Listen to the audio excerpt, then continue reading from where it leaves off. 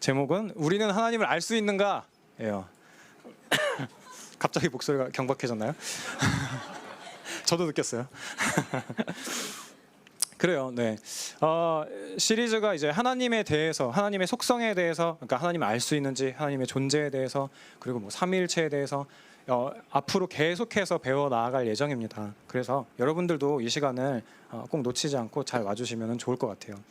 역시 소그룹 첫 시간이 효과라서 그런지 이제 오랜만에 보는 얼굴들도 좀 보이고 그러는데 잘 오셨습니다, 여러분. 네.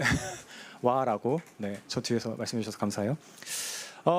하나의 질문으로 시작을 해보고자 합니다. 말씀을 전하고자 합니다. 여러분은 하나님을 알고 있습니까? 하나님을 알고 있다면 얼마나 알고 있습니까? 저는 요즘에 좀 신방하는 사람들에게 이런 숙제를 주곤 해요. 그러니까 어떻게 좀 대화를 하다 보면 이런 질문을 꼭 던지게 되는 것 같아요. 뭐냐면 한번 이렇게 해보라는 거죠.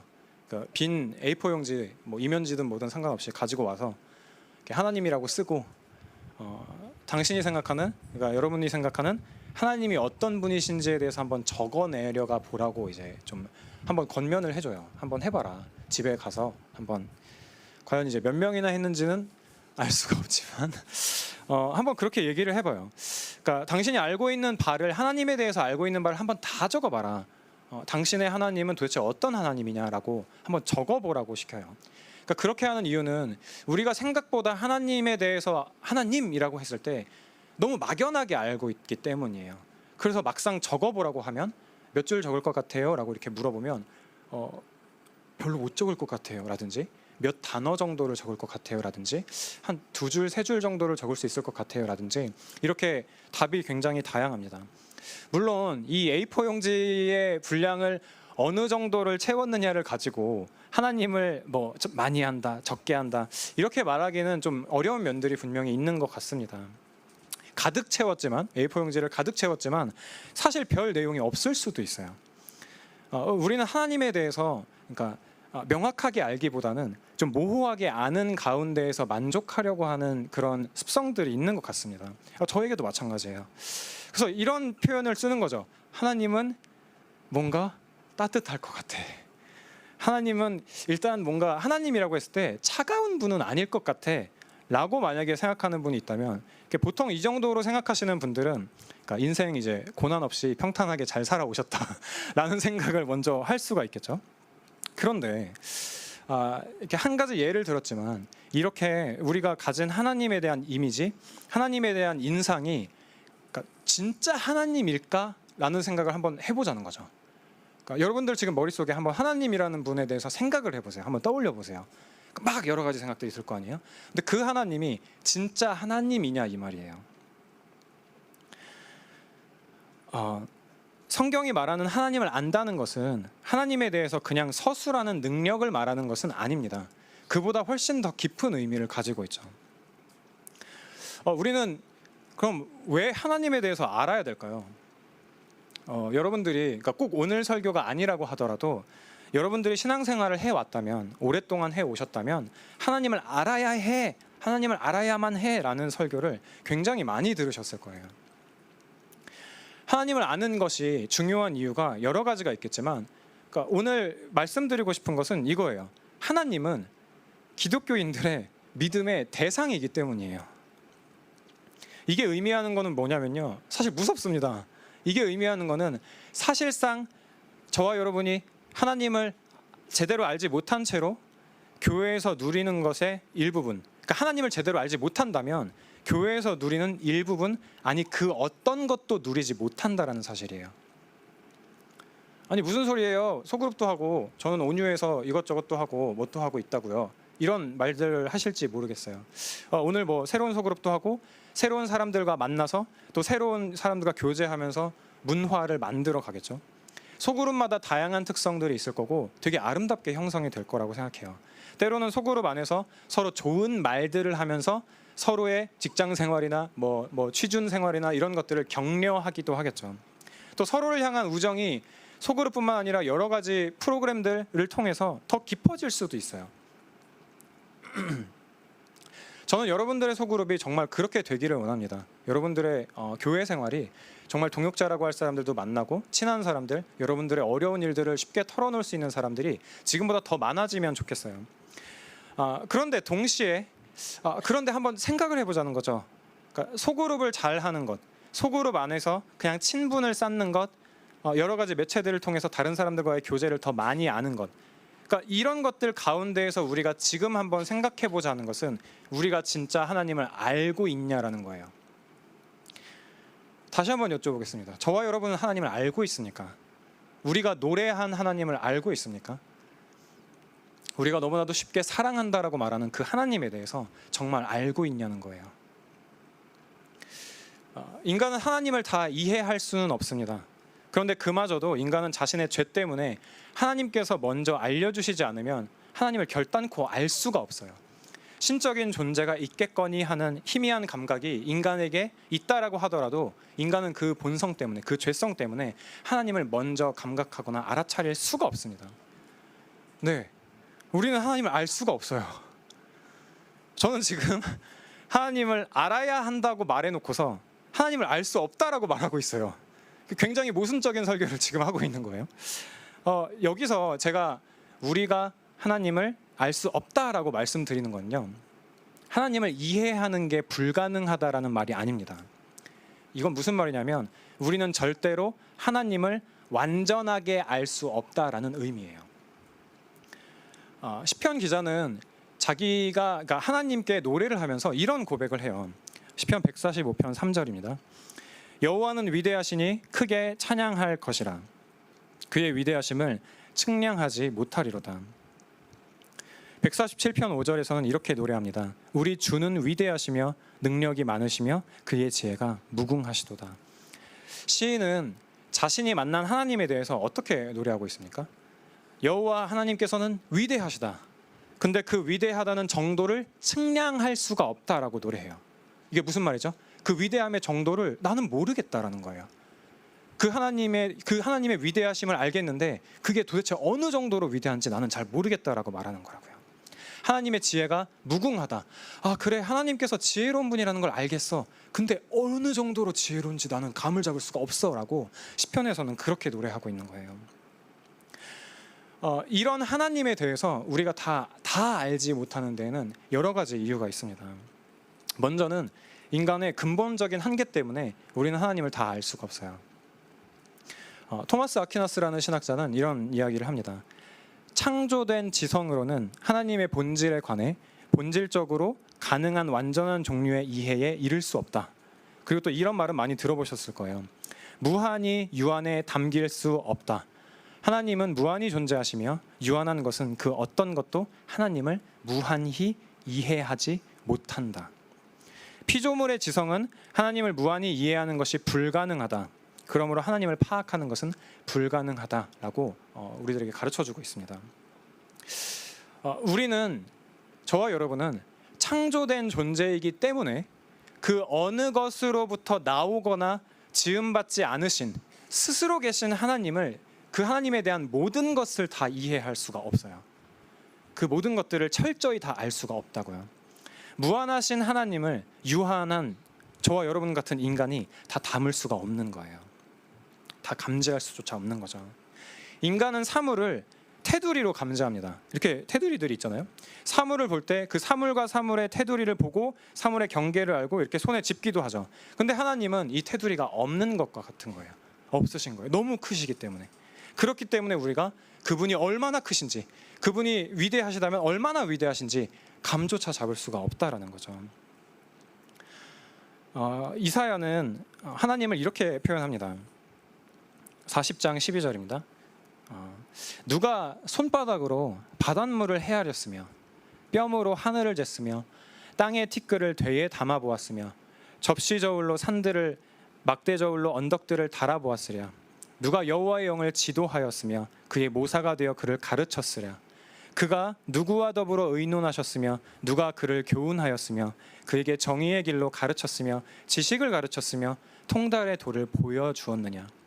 보라, 그에게는 열방이 통의 한 방울 물과 같고 저울의 작은 티끌 같으며 섬들은 떠오르는 먼지 같으리니.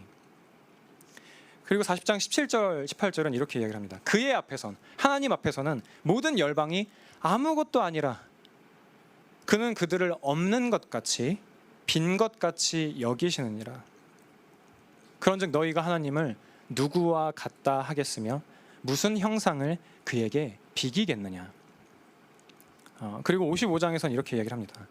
이는 내 생각이 너희의 생각과 다르며 내 길을 너희의 길과 내 길은 너희의 길과 다름이니라. 여호와의 말씀이니라. 이는 하늘이 땅보다 높음같이 내 길은 너희의 길보다 높으며 내 생각은 너희의 생각보다 높음이니라. 하나님께서 그러니까 이런 존재라는 거예요.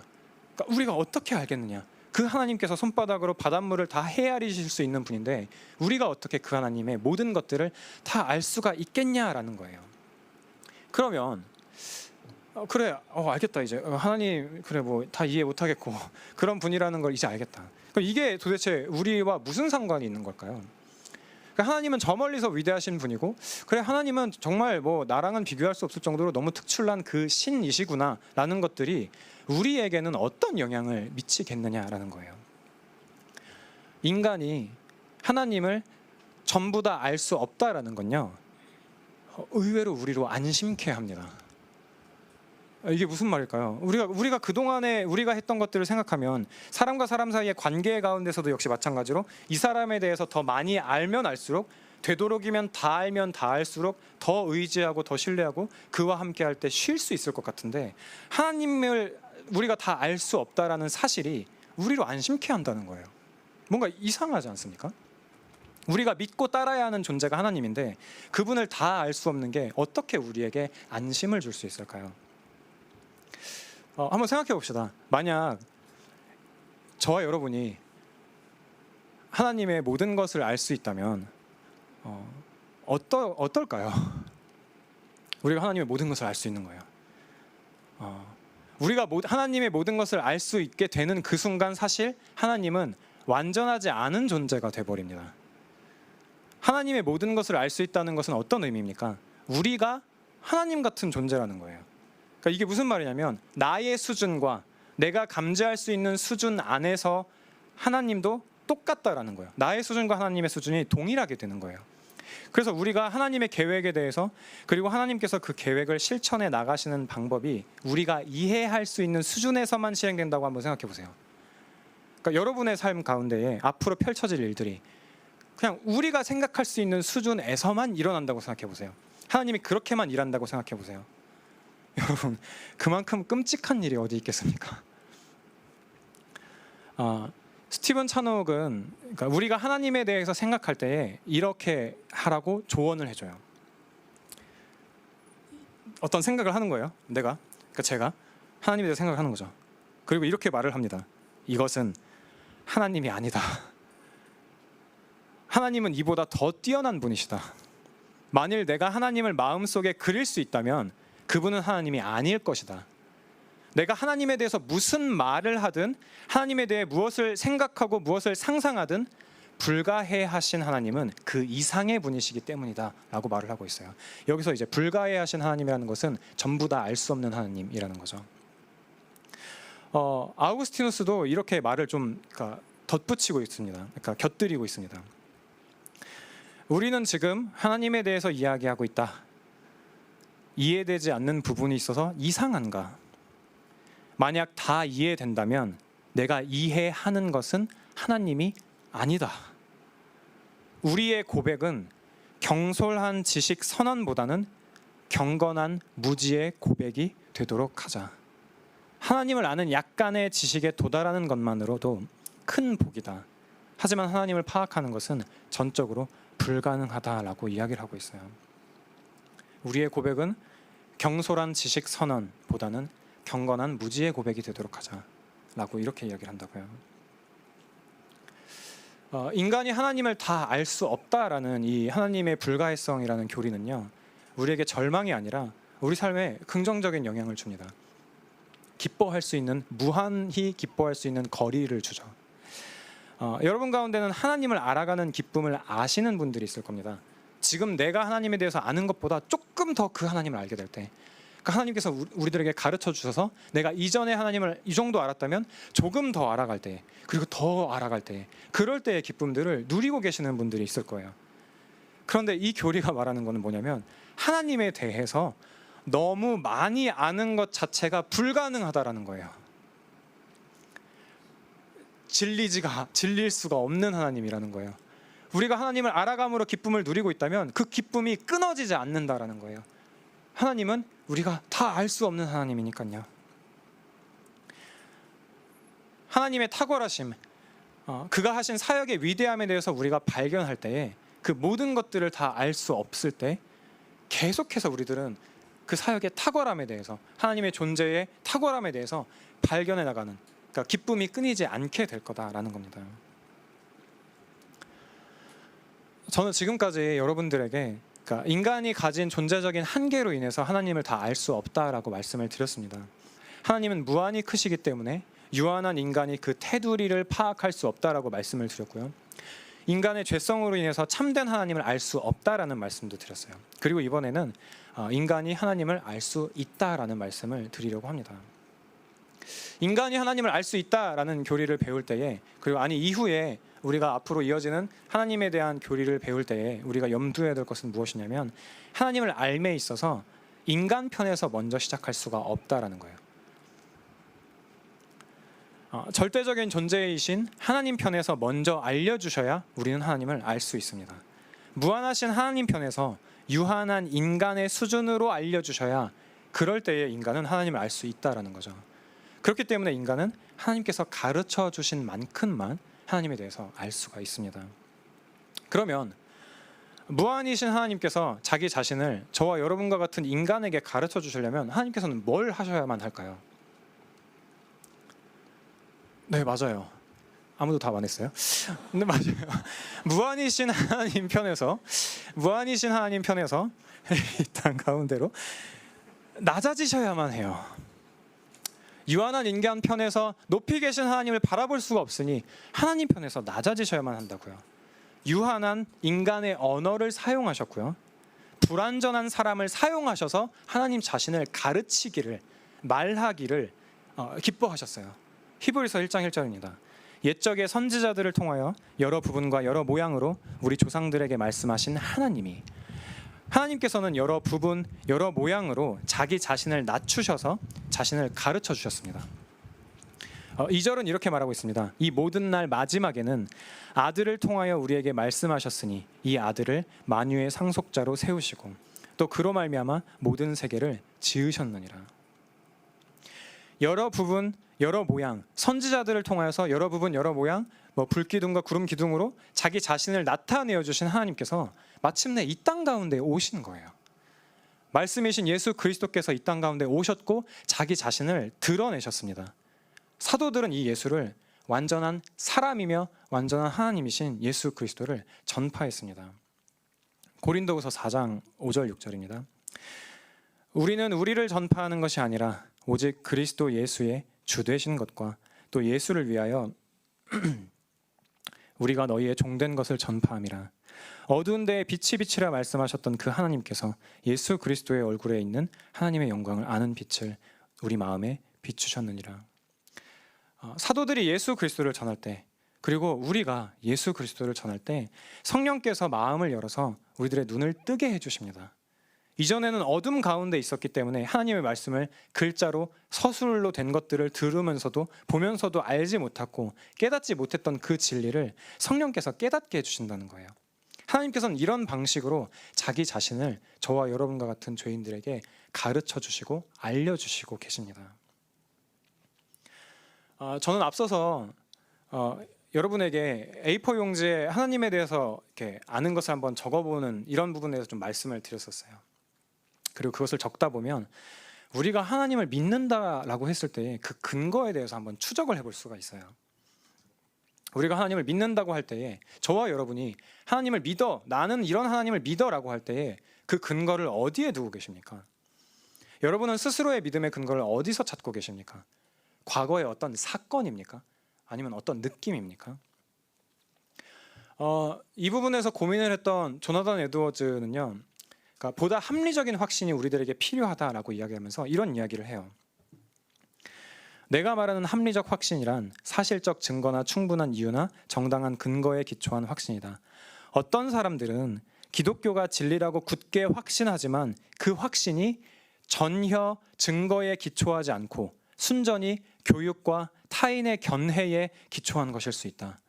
많은 무슬림들이 이슬람교를 진리라고 확신하는 이유가 그들의 조상과 이웃과 국가가 그렇게 믿기 때문인 것과 같다. 기독교를 진리라 믿는 근거가 무슬림들이 이슬람교를 믿는 근거와 같다면 믿음의 수준도 똑같다. 믿는 대상이 어쩌면 더 낮기는 하지만 그렇다고 믿음 자체가 더 나아지는 것은 아니다. 믿는 대상이 어쩌다 진리일 뿐이지 믿음의 근거는 진리 그 자체가 아니라 교육이기 때문이다. 그래서 그 확신은 무슬림들의 확신보다 나을 게 없고 거기서 흘러나오는 정서로 그 자체는 무슬림들의 종교적 정서보다 나을 게 없다라고 이야기를 하고 있어요. 저와 여러분은 어떻습니까? 저와 여러분들이 믿는다라고 했을 때 그 근거를 어디에 두고 계십니까? 어떤 근거, 그러니까 여러분들이 근거라고 생각하는 것은 무엇입니까? 그냥 내 느낌뿐인지 아니면 다른 사람들의 그냥 입에서 나오는 고백일 뿐인지 다른 사람들의 견해일 뿐인지 우리는 생각해 볼 필요가 있다는 거죠. 믿음에 있어서 사실적인 증거, 충분한 이유, 정당한 근거가 중요하다라는 거예요. 여러분들이 기독교가 진리라고 확신하는 이유가 증거에 기초하지 않고 그냥 다른 사람들의 견해라면 혹은 그냥 어렸을 때부터 다녔기 때문에 계속 교회를 다니고 있는 거라면 뭔가 근거가 부족한 게 아니냐는 거예요. 요한은 이렇게 이야기를 합니다. 요한일서 4장 1절입니다. 사랑하는 자들아 영을 다 믿지 말고 오직 영들이 하나님께 속하였나 분별하라. 이거는요 믿을 만한 근거 그리고 이유를 찾아보라는 거예요. 누가는 베레아의 유대인들을 칭찬했는데 이렇게 이야기를 합니다. 베레아에 있는 사람들은 데살로니가에 있는 사람들보다 더 너그러워서 간절한 마음으로 말씀을 받고 이것이 그러한가 하여 날마다 성경을 상고함으로. 그뿐만 아닙니다. 예수님은 이렇게 요한복음 17장에서 이렇게 기도를 하십니다. 지금 그들은 아버지께서 내게 주신 것이 다 아버지로부터 온 것인 줄 알았나이다.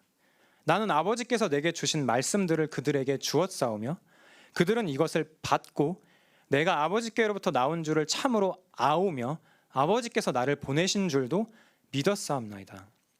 이렇게 이야기를 하고 있어요. 알고 알았습니다.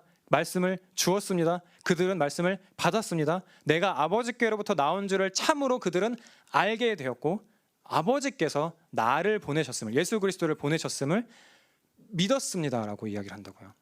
알고 받고 믿었다라고요. 물론 믿음의 대상은 그 대상이 어떤 것이냐에 따라서 성격이 많이 다르죠. 어떤 내가 그러니까 이게 꿀인가? 라는 믿음이 있다면 우리는 그냥 봐서는 모를 거고 먹어봐야 알 것입니다. 먹어봤을 때 달달하구나. 혹은 믿음의 대상이 암모니아라면 냄새를 맡아보면 알 수 있겠죠. 하나님이 우리들의 믿음의 대상이라면 어떻습니까? 우리는 하나님에 대해서 그냥 서술한 것만으로는 하나님을 알 수가 없을 것입니다. 꿀을 맛보지 않는다면 우리는 꿀의 달콤함을 알 수가 없겠죠. 그것처럼 우리가 예를 들어서 레몬을 생각했을 때 우리 입에 침이 고이는 것은 우리가 레몬을 맛본 경험이 있기 때문입니다.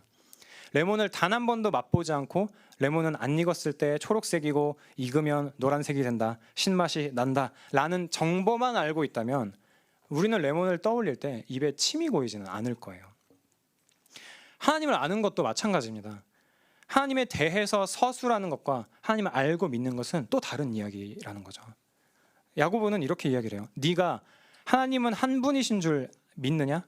잘하는도다. 귀신들도 믿고 떠느니라라고 이야기를 해요. 귀신들도 하나님의 존재를 안다는 거예요. 서술할 수도 있다라는 거죠. 그러나 하나님이 아름다운 분이시라는 것은 하나님이 탁월한 분이시라는 것은 알지 못한다라는 거예요. 다시 한 번 더 여러분들에게 여쭤보고 싶은 것이 있습니다.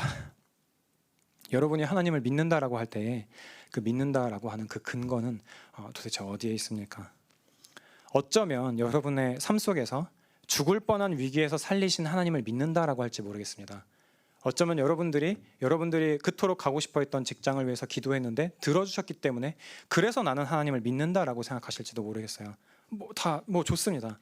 그런데 여러분이 그런 하나님만 알고 있다면, 여러분이 성경을 통해서 하나님을 알지 않고 딱 그 정도 수준의 하나님을 믿고 있다면, 여러분들이 실직했을 때나 여러분들이 죽음의 위기에 다시 서게 됐을 때에, 그럴 때가 올 때 바로 하나님을 버리시지 않겠습니까?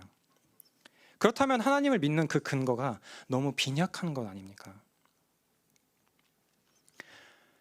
우리가 성경으로 하나님을 만나려고 하지 않을 때 우리는 아무 영향도 받지 않는 게 아니에요. 그냥 중립 상태에 있는 게 아니에요.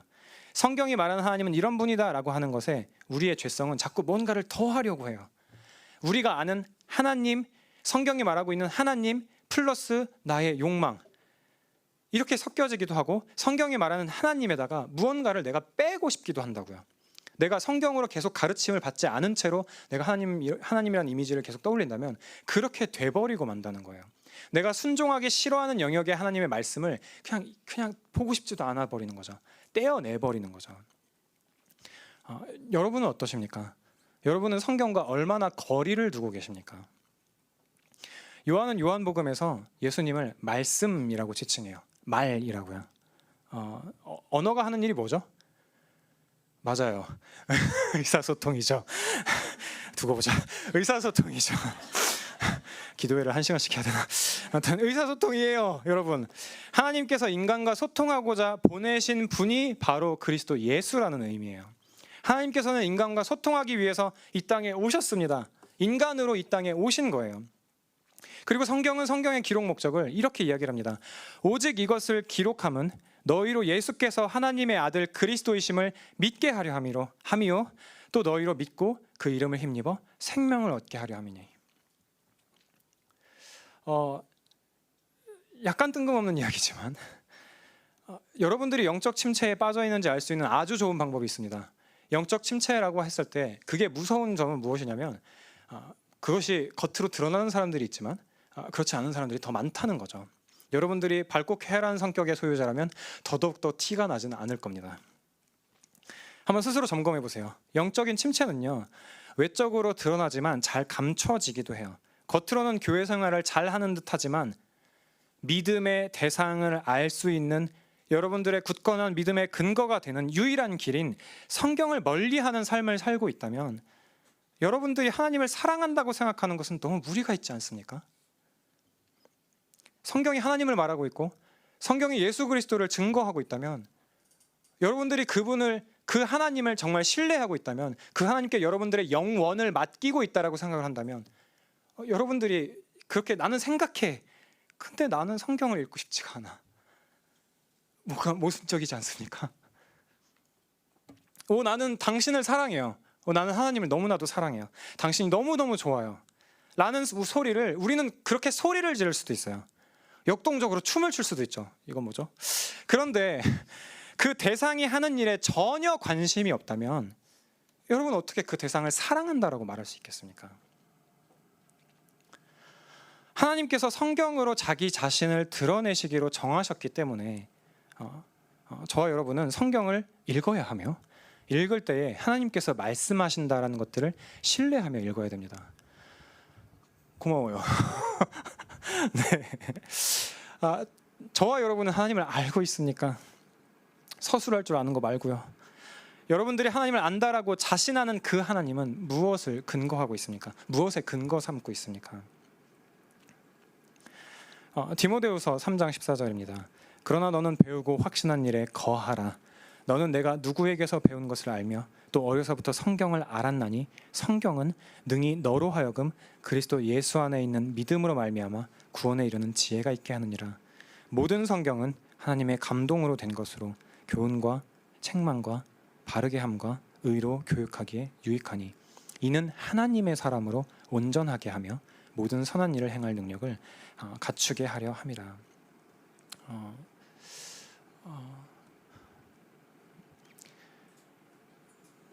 찬양팀은 미안하지만 우리가 입으로 찬양을 하는 것은 너무나도 간단합니다. 진짜 미안해요. 나도 찬양팀인데. 간단해요. 적당한 음정을 알면 됩니다.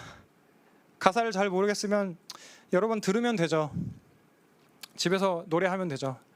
그렇지만 이것이 찬양이 되는 것은 또 다른 의미입니다. 그렇지 않습니까?